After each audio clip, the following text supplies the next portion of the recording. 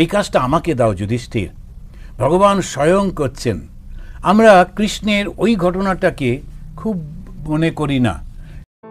আপনারা দেখছেন সৎ কথা। यस्यां तं न विदु सुरासुरगणा देवाय तस्मै नमः। তো যাকে সমস্ত দেব দেবী সুর অসুর সবাই যাকে পুজো করে, আমরা সেই ভগবান বিষ্ণুর শরণ নিয়ে আবার এই ভাগবত পাঠ শুরু করছি। এই ভাগবতে একটা বাংময়ী মূর্তি, ভগবানের একটা বাংময়ী, বাং মানে হচ্ছে কথা, সেই কথা দিয়ে এই মূর্তিটা তৈরি হয়েছে। তো কথাতে দিয়ে কি করে মূর্তিটা তৈরি করবেন? তা আমরা ওই যে গত মাসে আলোচনা করেছি যে তিনি আমাদের দুটো লক্ষণ দিয়ে বোঝাবার চেষ্টা করছেন। একেবারে শুরুতেই তিনি আমাদের ভগবানের সঙ্গে পরিচয় করিয়ে দিচ্ছেন, যে কেন যেতে হবে সেই ভগবানের কাছে। তো ভগবানকে যদি পরিচিত না হয়, যদি জানতে না পারি, তাহলে আমরা কি করে হবে, কি করে বুঝবো? তিনি আমাদের পরিচয় করিয়ে দিয়েছেন। আর পরিচয় করাতে গিয়ে তিনি খুব সুন্দর আমাদের যে ট্র্যাডিশনাল দুটো সিস্টেম আছে, লক্ষণা মানে নির্দেশ করছে কতগুলো জিনিস দিয়ে উল্লেখ করে। তো সেইটা দুটো লক্ষণ আছে, একটা হচ্ছে স্বরূপ লক্ষণ, একটা তটস্থ লক্ষণ। তো আমরা এর আগেই আলোচনা করেছি। তো তটস্থ লক্ষণটা কোনটা? যে সমস্ত গুণগুলো এই পার্টিকুলার যে যাকে আমরা নির্দেশ করছি সে তাকে আলাদা করে ফেলছে, সে যখন কিন্তু তার সঙ্গে থাকছে না, এইরকম, সেটা হচ্ছে তটস্থ লক্ষণ। সৃষ্টি স্থিতি লয়কর্তা এরকমভাবে যখন আমরা বলছি অন্য কাজ তো কেউ করে না, শুধু ভগবান এই কাজটা করেন, তখন সেই তটস্থ লক্ষণ। আর একটা হচ্ছে স্বরূপ লক্ষণ, অর্থাৎ তিনি তখন কি কি করেন, কি রকম হয়, এই দুটো দিয়ে আমরা গতবারে এটা আলোচনা করেছি। তটস্থ লক্ষণ অ্যান্ড স্বরূপ লক্ষণ, এই দুটো দিয়ে আমরা আলোচনা করবার পর তখন আমাদেরকে বলা হলো সত্যম পরম ধীমহি। এইটা খুব বড় শব্দ। ভাগবতে শুরুটাই হচ্ছে একেবারে সত্যম পরম ধীমহি এই শব্দটা দিয়ে। আমরা ধ্যান করব কার উপরে? তো সত্যের উপরে, পরম সত্য, চরম সত্য, যার উপরে আর কিছু নেই। এখন এই সত্য শব্দটার মানে কি? সত্য শব্দের মানে যা চিরন্তন, যে কোনো দিন যার পরিবর্তন হয় না, এটা হচ্ছে সত্য। আমরা সাধারণত বাংলাতে যেমন সত্য মিথ্যা বলি, যে কোনো একটা ঘটনা ঘটেছে, আর একটা ঘটনা কেউ এসে বলল যে রাম শ্যামের বাড়িতে গিয়েছিল, তখন শ্যাম বলল না আমি যাইনি, রাম বলল না ও আসেনি, কিন্তু যে রিপোর্ট করলো সে বলল না ও গিয়েছিল। তাহলে এই একটা সত্য বা মিথ্যা একটা কিছু আমরা ঠিক করলাম। এরকম সত্য মিথ্যা নয়, এখানে সত্য মানে হচ্ছে যা চিরন্তন। সেজন্য এই শব্দটা দিয়ে আমরা ভুল না করে ফেলি। এই যে সত্যম পরম ধীমহি, স্বামী বিবেকানন্দ মাঝে মাঝেই ভারতবর্ষকে উদ্দেশ্য করে বলতেন হে সত্য। ভারতবর্ষকে তিনি বলতেন সত্য মানে যা চিরন্তন। ভারতবর্ষ তো চিরন্তন নয়, যে ভৌগোলিকভাবে বা নানা অন্যান্যভাবে সেগুলো তো চিরন্তন নয়। তাহলে কাকে বলছেন? ওই ভারতবর্ষ থেকে উদ্ভূত যে আদর্শগুলো, তাকে উনি বলছেন সেই সত্য। তো হে সত্য বলে তিনি ডাকতেন বা ভারতবর্ষকে খুব একেবারে সম্মান করে। এখানে বলছেন ওই সত্যের উপরে এসো আমরা ধ্যান করি। এই ধ্যান করতে যখন বলা হচ্ছে, যখন আমরা কনসেন্ট্রেট করব, তা ধ্যান করা মানে কি?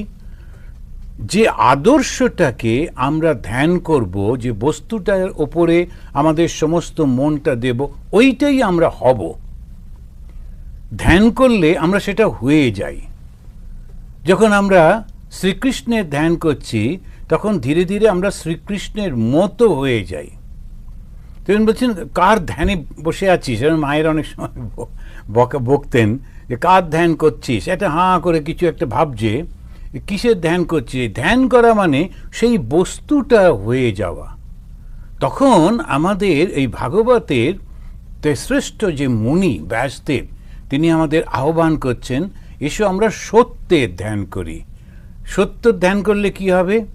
তখন আমরা সত্য হয়ে যাব, অর্থাৎ চিরন্তন হয়ে যাব।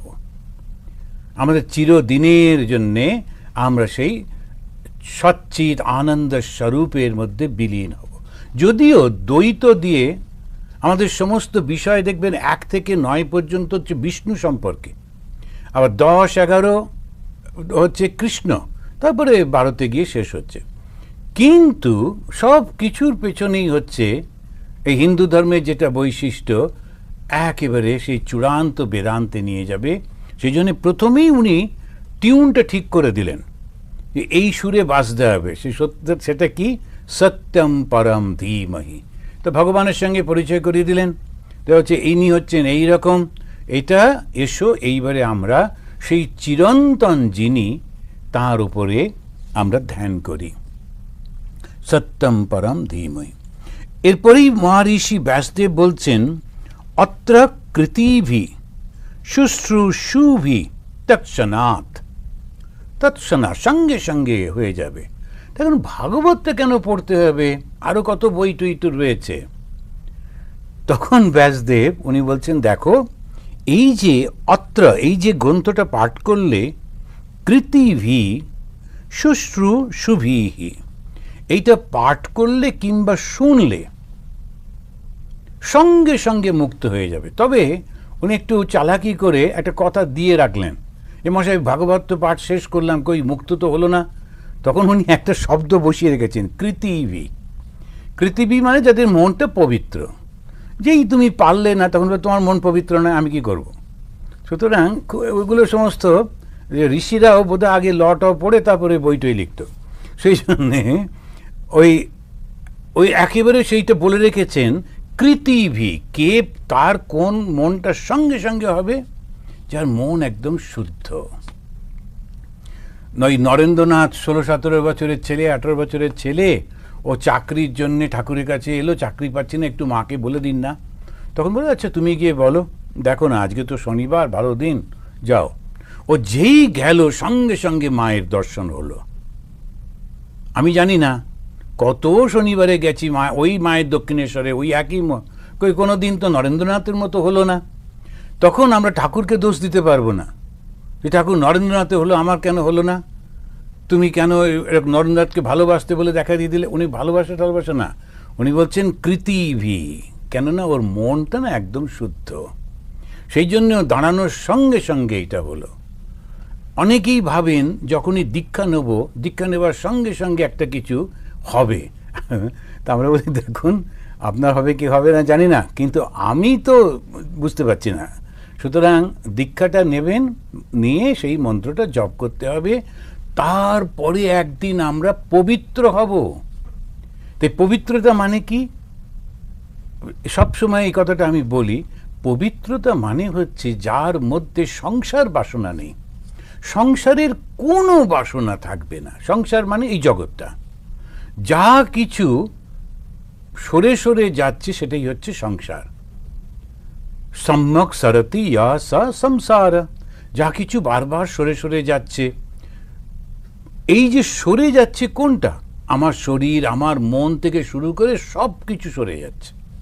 তো সেইটাই হচ্ছে, তার উপরে কোনো কিছুর উপরে মন থাকলে তখন কিন্তু ঈশ্বরে হবে না। ঠাকুর বলছেন, যদি একটা ফেঁসও বেরিয়ে থাকে তাহলেও ছুঁচের ওই ছোট্ট গর্তটার মধ্যে দিয়ে ওটা কিন্তু যাবে না। তো সেই রকম উনি বলছেন অত্র, অর্থাৎ এই গ্রন্থ যদি তুমি পাঠ করো কিংবা শোনো, তখন কৃতিভি শুশ্রূষুভি তৎক্ষণাৎ, সঙ্গে সঙ্গে তার মুক্তি হয়ে যাবে এই গ্রন্থ পাঠ করলে বা শ্রবণ করলে। ভগবান শ্রীরামকৃষ্ণ উনি খুব গিয়ে গিয়ে যেখানেই ভাগবত পাঠটা হতো গিয়ে বসতেন। আর আমাদের একটা ট্র্যাডিশন ছিল তখনকার দিনে বাংলাদেশে বিশেষ করে, যেমন ইউপি, বিহার, এরা যেমন রামচরিতমানস পাঠ করে খুব করে, আমরা ভাগবত পাঠ করতাম। বাঙালিদের মধ্যে ভাগবত পাঠের খুব ছিল। আবার ভাগবত পণ্ডিত তারা ছিলেন, তারা ভাগবত পণ্ডিত যারা, তারা শুধু ভাগবতটাই পড়তেন। আর ভাগবতটা তো বিরাট, তো সুতরাং সময়ও লাগতো। সুতরাং ওইটা ভাগবত একটু একটু যখন যেখানেই পাঠ হতো তখন সব লোকেরা গিয়ে বসত টসত করে। তো এই ভাগবতের প্রথম যে শ্লোক দিয়ে শুরু করেছিলেন সেটাতে ভগবানের সঙ্গে আমাদের পরিচয় করিয়ে দিলেন। ভগবান কি, তা তিনি হচ্ছেন এই রকম, তিনি হচ্ছেন এই রকম, এরকমভাবে বললেন। এরপরে বলছেন এই দ্বিতীয় শ্লোকটাতে বলছেন ধর্ম প্রজ্জিত কৈতব অত্র পরমো নির্মত শরণাৎ সতাম। আমি একটু ভেঙে ভেঙে বলবো। ধর্ম প্রজ্জিত কৈতব অত্র পরম নির্মত শরণাম সতাম। অত্র মানে এই ভাগবত পুরাণ। তো এই শ্লোকের মধ্যে 3 বার উনি অত্র বলবেন, এই পুরাণ, এই পুরাণ, এই পুরাণ 3 বার বলবেন। তা আমরা সেই 3 সত্যি বলে না, 3 সত্যি করলে সেটা ভাঙা যায় না। 3 বার যদি সত্যি করা হয়, তো আমাদের ছোটবেলায় অবশ্য যখনই খেলাটা কিছু হতো, 3 সত্যি কর, আমাদের দলে তুই থাকবি খেলার দলে। এখন 3 সত্যি মানে কেন 3 সত্যি করে জানি না, কিন্তু 3 সত্যি মানে ওই সত্য রজ তম এরকম একটা কিছু হতে পারে, আমাদের 3 দিয়ে অনেক কিছু। তো এইটাই উনি বললেন যে 3 দেবতা, আমাদের শিব, ব্রহ্মা আর বিষ্ণু ইত্যাদি। তো এবার 3 বার উনি বলছেন এই ভাগবত, এই ভাগবত, এই ভাগবত। প্রথম বলছেন ধর্ম প্রজ্জিত কৈতব অত্র পরমো। অত্র এই ভাগবত পুরাণে পরম ধর্ম সর্বশ্রেষ্ঠ গ্রন্থ। এই ধর্ম শব্দটার অর্থ হচ্ছে গ্রন্থ। এই যে ভাগবতটা, এটা হচ্ছে সর্বশ্রেষ্ঠ গ্রন্থ। কেন? কারণ এই গ্রন্থ নির্মত সরানাম, যারা কখনো ঈর্ষা করে না, যারা কখনো ঈর্ষা করে না। এটা একটা অদ্ভুত ধরনের আমাদের, আমরা খুব একেবারে ভগবানের খুব কাছে চলে যাচ্ছি, জপ করি, ধ্যান করি, কিন্তু ঈর্ষাটা যেতে চায় না, ভীষণ কঠিন। বড় বড় সাধুদের মধ্যেও দেখেছি ঈর্ষাটা বড় একটা, অন্যের প্রশংসা করলেই আচ্ছা তাহলে আমার কাছে এসেছো কেন বাপু, বলে আচ্ছা না না না না আপনাকেও প্রশংসা করছি, তবে ওর কাছে গেছিলাম তো যাক গিয়ে বলে কোনো রকমের থামাতে হয়। তো খুব মুশকিল, ঈর্ষা যেতে চায় না বেশ একেবারে। এমন কি সীতা তিনি যখন ফিরে এসছেন, ওইসব হয়ে গেল যুদ্ধ টুদ্ধ করে, রাবণকে হত্যা করে রাম নিয়ে ফিরেছেন, এসে দেখছেন যে ভরত সে রাজ্যটাকে কি সুন্দর করেছে, যে যা ধন্দৌলত ছিল যে রাম চলে যাবার সময় তার 10 গুণ বাড়িয়েছে, খুব ভালো হয়েছে। তারপরে খুব দেখাশুনো করছে সীতাকে, সীতা খুব খুশি হয়ে রামচন্দ্রের কাছে ভরতের প্রশংসা করছেন আর করেই চলেছেন, থামছেন না। তা খানিকক্ষণ পরে রামচন্দ্রকে থামিয়ে বলছেন, শোনো, কখনো ঋদ্ধিমান পুরুষের কাছে আর একজন পুরুষের এত প্রশংসা করবে না, গোলমাল হয়ে যাবে। এই হচ্ছে ঈর্ষা এসে যায় তো, যে যারা যে পুরুষের কাছে আর একজন পুরুষের, তুমি যদি, ও আমার ভাই বটে, ভালোবাসি, কিন্তু রামচন্দ্র ওই জন্যই বলছেন না, রামচন্দ্র স্বয়ং দেবতা, কিন্তু শেখাচ্ছেন খুব বুঝে করতে হয়, তা না হলে খুব মুশকিল হয়। তা উনি প্রথমেই বললেন, দেখো যাদের মধ্যে না ঈর্ষাটা নেই, যার মধ্যে ঈর্ষা নেই সে কিন্তু অলরেডি ভগবান লাভ করে নিয়েছে।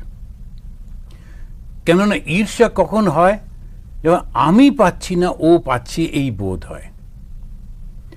আমার নেই ওর আছে, তখন ওই বোধ হয়। এই থেকেই তো ঈর্ষাটা হয়, আর তো কোনো ব্যাপার নেই। যে আমাদের একজন ছেলে, একজন ভদ্রলোকের কাছে শুনেছিলাম যে খুব অদ্ভুত অদ্ভুত ঈর্ষা হয়।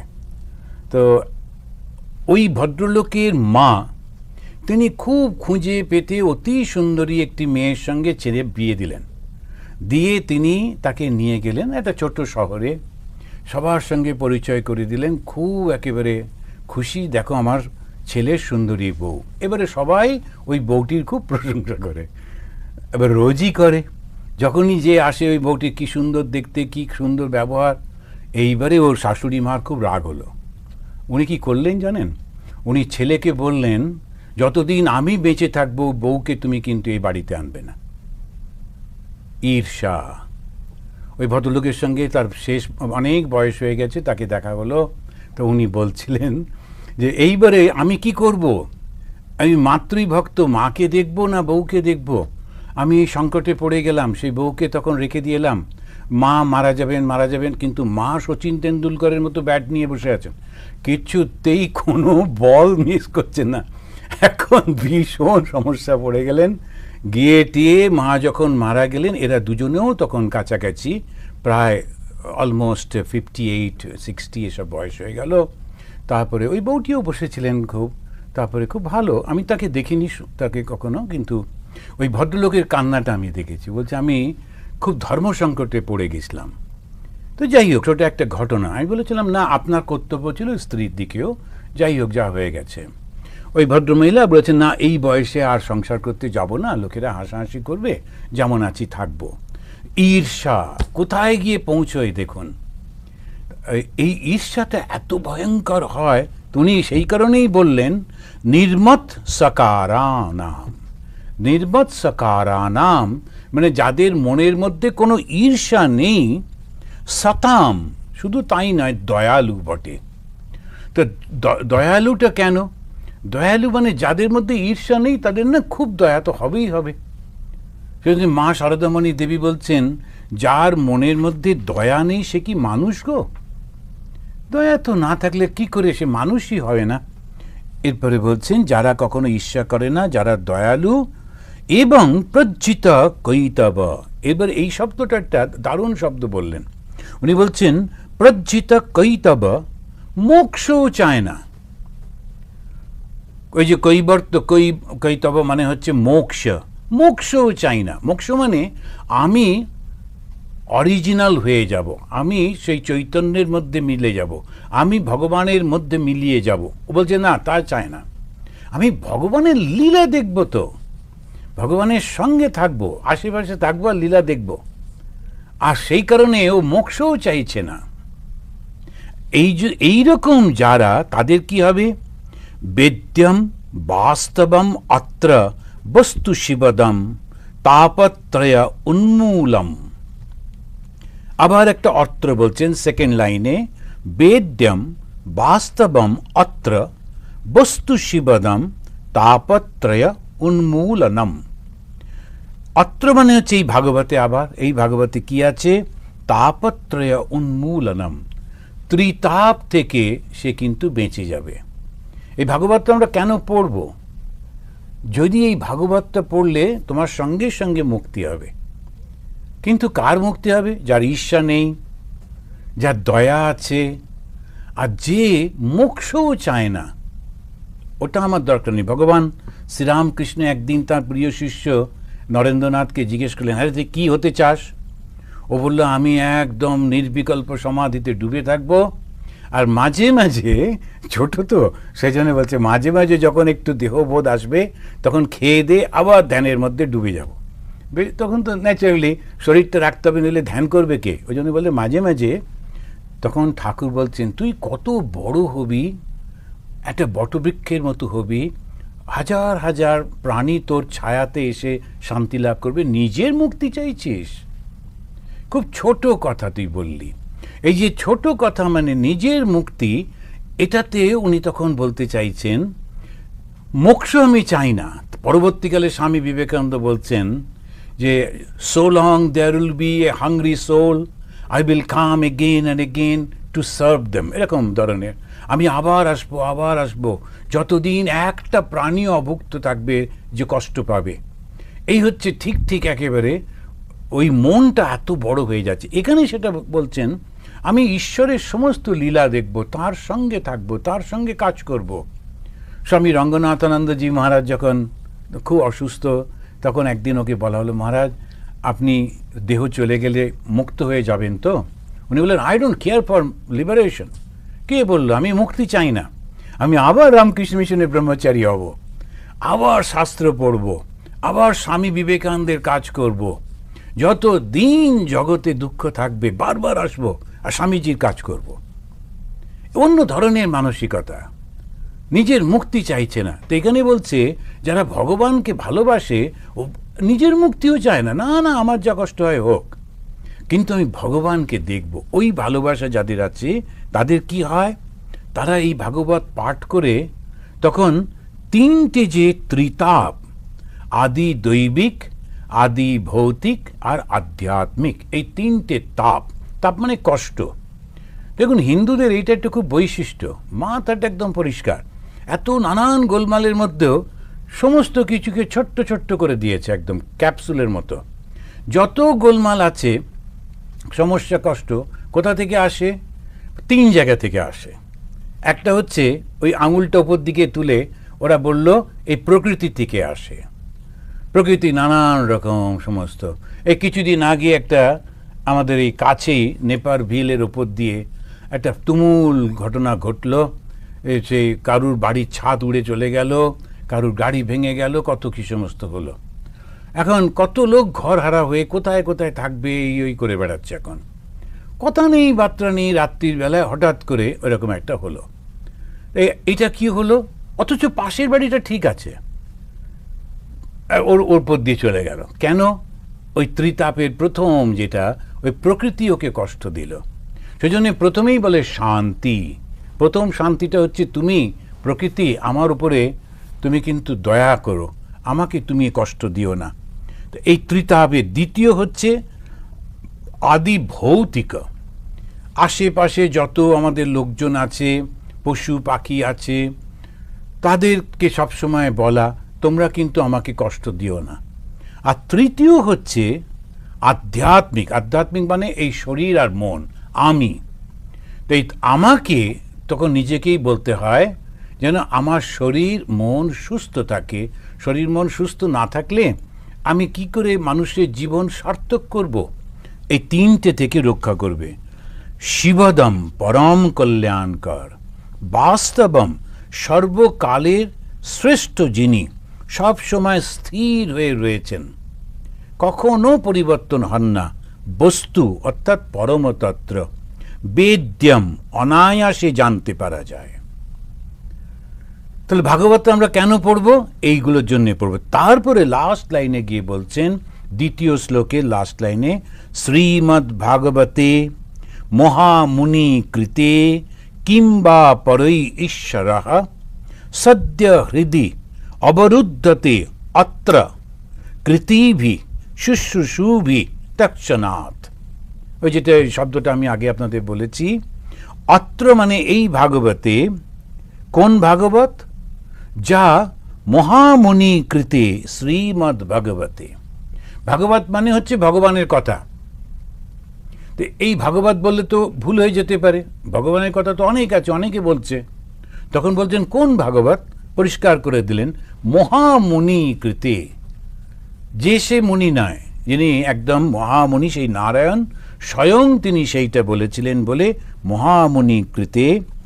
এই যে গ্রন্থ, অন্যান্য গ্রন্থ ধীরে ধীরে উন্মোচন করে, কিন্তু এই ভাগবত কৃতিভি শুশ্রূষুভি তৎক্ষণাৎ। যারা শুনতে চান, যারা সুকৃতিবান, তাদের সঙ্গে সঙ্গে এই ঈশ্বরের অনুভূতিটা হয়ে যায়। তো এইটাই তখন আমাদের দ্বিতীয় শ্লোকেতে উনি সুন্দর করে বললেন। তা আমরা যখন এই ভাগবত পড়ছি, ভাগবতে কেন পড়ছি? আধ্যাত্মিক জ্ঞান হবে। আধ্যাত্মিক জ্ঞানটা কি? লক্ষ্য করে দেখুন, আমাদের চিন্তাগুলো পাল্টে যাবে। আমরা সব সময় ধর্মটাকে একটা অদ্ভুতভাবে রিপ্রেজেন্ট করেছি। ধর্ম মানেই যেন কোনো কিছু আকাশ থেকে নেমে আসবে, কিন্তু কিংবা সেই যে মূর্তিকে পুজো করছি তার থেকে আসবে, এই রকম নানান রকমের সমস্ত করা হয়। কিন্তু তা তো নয়। ধর্ম হচ্ছে নিজের ভেতরে চিন্তাগুলো পাল্টে যাওয়া। তখন একজন যখন জিজ্ঞেস করছে মা শারদামণি দেবীকে যে মা, এই যে ধর্ম পালন করছি, এত সব কিছু করছি, তো কই ঈশ্বর লাভ তো হলো না, ভগবান লাভ তো কোনো কিছু হচ্ছে না, কিছুই বুঝতে পারছি না। মা খুব সুন্দর উত্তর দিলেন। এরকম প্রশ্ন দুটো আছে। একটা স্বামী শিবানন্দজি মহারাজ, ভগবান শ্রীরামকৃষ্ণের ডাইরেক্ট ডিসাইপল শিবানন্দ। তা তাকে একজন সাধু এসে বলতো, মহারাজ এতদিন ধরে জপ তপ করছি, কই কিছুই তো হলো না, উনি সঙ্গে সঙ্গে বলেন যা তারা বাড়ি যাও, আর কি করবে। হলো না যখন, ও লাফিয়ে উঠে বলছে না না বাড়ি যাবো কেন, এই কথা আপনার মুখ দিয়ে কেন বেরোচ্ছে? বলছে আরে তোমার এখানে কিছু ভাল লাগছে না তো বাড়িতে গিয়ে দেখো ভাল লাগে কিনা। না না না না বাড়িতে যাবো না। তার মানে কিছু হয়েছে। যদি ভালোবাসা না হয় ঈশ্বরের প্রতি, তাহলে ওই সংসারের টান তুমি অনুভব করছো না, এটা কি চারটিখানি কথা? এটা বিরাট একটা ঘটনা, সংসারের টান থেকে বেরোতে পারে না। সুতরাং তুমি তার থেকে বেরিয়েছো, এটাটুকু তো হয়েছে, অনেক হয়েছে। একেবারে কান্নাকাটি না করে যেমন করছো করতে থাকো। আর কেউ কেউ বলতেন দেখো আমার কাজ হচ্ছে জপ করা, ভগবানকে ডাকা, প্রার্থনা করা, তাঁর সেবা করা। ভগবানের কাজ হচ্ছে আমাকে দেখা দেওয়া। আমি আমার কাজটা করি, উনি দেখা দেবেন কি দেখা দেবেন না ওটা ওর ব্যাপার, দেখা যাবে। ওনার সধর্ম হচ্ছে আমাকে দেখা দেওয়া, আমার সধর্ম হচ্ছে ওনাকে প্রার্থনা করা, ডাকা। আমি আমারটা করতে থাকি, দেখা যাবে। তো স্বামীজি বলছেন তুমি পথটা চলো না, পথটা চলতে চলতে ঠিক লক্ষ্যে পৌঁছে যাবে। দুপা হাঁটছো আর জিজ্ঞেস করছো এলো এলো করলে হবে? ধীরে ধীরে ঠিক পৌঁছে যাবে। আর ওই সৃষ্টির মা বললেন ভগবান লাভ হলে কি দুটো সিংহ যাবে? মনটা পাল্টে যাবে। মনটা পাল্টানো মানে চিন্তাটা পাল্টে যাবে। এই চিন্তাটাই হচ্ছে আসল। সেই জন্যে দেখুন আমরা যখন পড়ছি এখানে আমরা দেখছি ওখানে উনি বলছেন যে আমরা কি কি লক্ষণ কে পারবে, প্রত্যেকটা বলছেন। ঈর্ষা যাদের আছে ওরা পারবে না, দয়া থাকতে হবে মনের মধ্যে।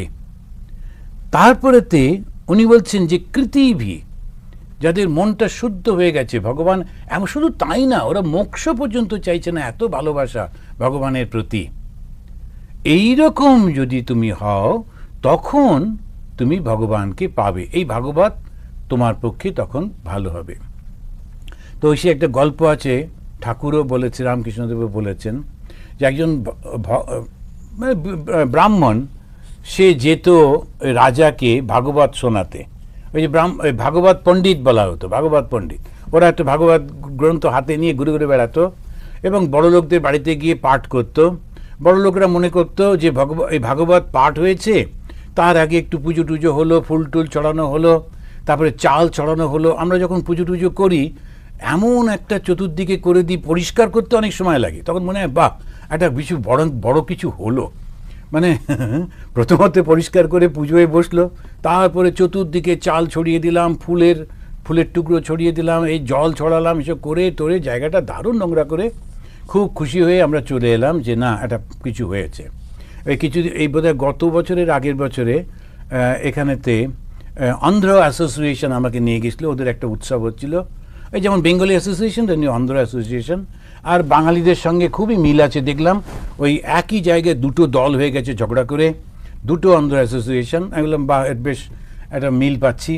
তো এখন ওখানে গিয়ে ভালো করে ওখানে বিরাট অনুষ্ঠান হচ্ছে। এবার অনুষ্ঠানে তো আমরা যেমন একটু প্রসেশন করতে হয়, প্রসেশন হয়েছে, একজন সাধু বাবা এসছেন ইন্ডিয়া থেকে। এইবারে লক্ষ্য করলাম এই সব ওই ফুলের পাপড়ি নিয়ে নিয়ে ওই সাধুর উপরে ছড়াতে ছড়াতে পুরো ওই হোটেল ঘুরে বেড়াচ্ছে, হোটেলে লবি টবি ঘুরছে। আর আমাদের ওই প্রসেশন যে ঘুরছে, আর পেছনে হোটেলের লোকেরা দেখলাম ওইটা পরিষ্কার করতে করতে চলছে। তো আমার মনে হলো এত বছর আমেরিকায় থেকেও তো একটু শিখলে হতো। আচ্ছা ফুলের পাপড়ি টাপড়িগুলো এক জায়গায় বসিয়ে ওর পায়ে দিলেই তো হতো, তো তা না। আমরা আমাদেরকে যে আমি যখন বললাম আচ্ছা এই ফুলের পাপড়ি ছড়িয়ে নোংরা করছেন কেন, তো বলছে না না ইয়ে ট্র্যাডিশন হয় না স্বামীজি, ট্র্যাডিশন তো কারণে পড়ে গেছে। আচ্ছা করো। তো ওইটা পয়সা দিয়ে পেছনে দুটো লোক রেখেছে, তারা আবার ওই মেশিন নিয়ে চলছে, পরিষ্কার করছে, এসব করছে টরছে। তো আমরা এইগুলো করি, কিন্তু আসলে কি একেবারে খেয়াল করি না। আসলটা হচ্ছে আমার ভেতরে খুব সুন্দর কতগুলো গুণকে ডেভেলপ করতে হবে, তা না হলে ধর্ম হলো না। ধর্ম মানেই হচ্ছে গুণের সমাহার। ভগবদ গীতাতে 16 নম্বর অধ্যায়ে প্রথম 3টে শ্লোকে ভগবান শ্রীকৃষ্ণ 26টা গুণের কথা বললেন। ওই হচ্ছে ধর্ম। আমরা যে ধর্ম বলি, ধর্ম করি, ধর্মের কত করি, নিন্দা করছি, পালনও করছি, কিন্তু কিছুতেই বুঝতে পারছি না ধর্মটা কি জিনিস। সারা জীবন ছোটবেলা থেকে ধর্ম করে করে শেষ বয়সে গিয়েও কিন্তু থরলি কনফিউজ যে ধর্মটা কি, দাঁড়ালোটা কি, কিছুই হলো না। তার কারণ আমরা ওই গুণগুলো একটাও নিজের মধ্যে নিলাম না। এইখানেতে এই গুণগুলোই হচ্ছে আসল ধর্ম। তা ধর্ম মানে নিজেকে পাল্টে ফেলা। নিজেকে পাল্টানো মানে চিন্তার ব্যাপারটাকে পাল্টে ফেলা। এই চিন্তার থেকে তখন আমি ক্রমশ নিঃস্বার্থপর হয়ে যাচ্ছি, স্বার্থ থেকে নিঃস্বার্থ নিচ্ছি। এই নিঃস্বার্থপর যখনই হচ্ছি তখন আমার মধ্যে সেই ভগবান প্রকাশিত হচ্ছেন। তাই এখানে বলছেন এই ভাগবত পাঠ যদি যখন তুমি করবে তখন তুমি দেখবে যে কিভাবে সেই ভগবান তোমাকে পবিত্র শুদ্ধ করে নিচ্ছেন। কেন? শ্রীকৃষ্ণের জীবনের বৈশিষ্ট্যটা কি? শ্রীকৃষ্ণের জীবনের বৈশিষ্ট্য হচ্ছে ত্যাগ। সেই জন্যে ওই যে গল্পটা বলতে গিয়ে একটু অন্যদিকে চলে গেলাম। সেই ব্রাহ্মণ তিনি রাজাকে ভাগবত পাঠ করাতেন। ভাগবত পাঠ করে তারপরে রাজাকে বলতেন, রাজা বুঝেছ? রাজা বলতো, ব্রাহ্মণ তুমি নিজে বোঝো। এখন ব্রাহ্মণের খুব অপমান হতো, এটা কি আমাকে, তবে রাজা তো ওকে তো আর মুখের উপর কিছু বলতে পারে না, মারধর করবে, সেই জন্যে আর আচ্ছা। কিন্তু খুব দুঃখ হতো। রাজা কিছু পয়সা ওকে টাকা পয়সা দিতেন, সেটা গুটিয়ে নিয়ে ও আসতো আর খুব গুজগুজ করতে করতে বড় রাগ হতো ওর যে কেন আমার এরকম। তা একদিন খুব অপমান বোধ করে একদিন ও বলছে আমি আর যাব না। রোজ অপমান করে, রাজাটা কিচ্ছু বোঝে না। এখন এইরকম যখন রাজা তো রেগে যাবে, রোজ সকালে তোমার এসে এটা ডিউটি, তুমি এসে ভগবত পাঠ করবে আর আসবে না, এরকম বললে তো হবে না। ওর মেয়ে বললো দাঁড়াও আমি গিয়ে একটু কিছু করে আসি। ছোট্ট মেয়ে কিন্তু খুব বুদ্ধিমতী। ও রাজার কাছে গিয়ে বলল বাবা আর তোমার কাছে আসবে না। বললো কেন? বলছে কেন না, তুমি রোজ বাবাকে অপমান করো, এই দুটো পয়সার জন্য এরকম অপমান করো, কেন বাবা তোমার কাছে আসবে? বলছে উনি তো বলেন যে ভাগবত বুঝেছি কি না, আমি বুঝতে পারিনি, তাই বলি যে তুমিই বোঝো, নইলে আমাকে বোঝাবে কি করে? তো গুরু যদি নিজেই না জানে তা আমাকে বোঝাবে কি করে? তখন এই মেয়েটি বলল তুমি একটা কাজ করো তো, আমাকে এই থামটার সঙ্গে দড়ি দিয়ে বাঁধো, আর তুমি ওই থামটাতে নিজেকে বাঁধো, তা আমি তোমাকে বুঝিয়ে দিচ্ছি। তো রাজার উৎসাহ হলো, কি বলে দেখি মেয়েটা। তো একটা থামেতে রাজা নিজেকে বাঁধলো, লোকেরা বেঁধে দিল, আর মেয়েটাকে বাঁধলো, বেঁধে এবারে মেয়েটা বললো রাজা তুমি আমার কাছে এসো। আমি কী করে যাবো, আমি তো বাঁধা রয়েছি। তাহলে আমিও তোমার কাছে যেতে পারছি না, কারণ আমিও বাঁধা রয়েছি। আমার বাবাও বাঁধা রয়েছে সংসারে, তার স্ত্রী এবং সন্তানরা রয়েছে, তার জন্যে তার পয়সা চাই, ওই জন্যেও ভাগবত পাঠ করে। আর তুমি রাজা, তুমি ভাগবত শুনছো যাতে ভগবান তোমাকে রক্ষা করেন, তোমার বিপদ আপদ না হয়। দুজনেই তোমরা বদ্ধ। কেমন করে তোমরা ভাগবত ঠিক ঠিক বুঝতে পারবে? বাবাও বুঝবে না, তুমিও কোনো দিন বুঝবে না। কেননা ভাগবত মানেই হচ্ছে ত্যাগ, শ্রীকৃষ্ণ মানেই হচ্ছে ত্যাগ, সম্পূর্ণ অহংকার ত্যাগ। এই যারা কৃষ্ণ কৃষ্ণ করে তারা ওই একটা মানে দুটো অক্ষরের শব্দটা জানলে হয়ে যাবে। ত্যাগ কি? ত্যাগ অহংকার ত্যাগ। যখন যুধিষ্ঠির বিরাট যজ্ঞ করছেন, সমস্ত অন্য লোকেরা আসবে, অতিথিরা আসবে, তাদের পা ধুয়ে দিতে হবে। তো তখনকার দিনে ধুলো এরকমভাবে সব আসতো, তা সেই জন্য দেখবেন আমাদের দেশে এলেই পাটা ধুয়ে দিত। তাই পা ধুয়ে দেওয়াটা হচ্ছে সেই সিম্বল ছিল। এখন ওই কাজটা কে করবে? ভীমকে বলা হলো, ভীম বলল না, মাথা ভাঙতে বলো আমি করে দিচ্ছি, কিন্তু পা ধোয়া আমার দ্বারা হবে না। অর্জুন বলল না, আমি অতটা নিচে কাজ করতে পারবো না। ওই কাজটা কে করেছিল?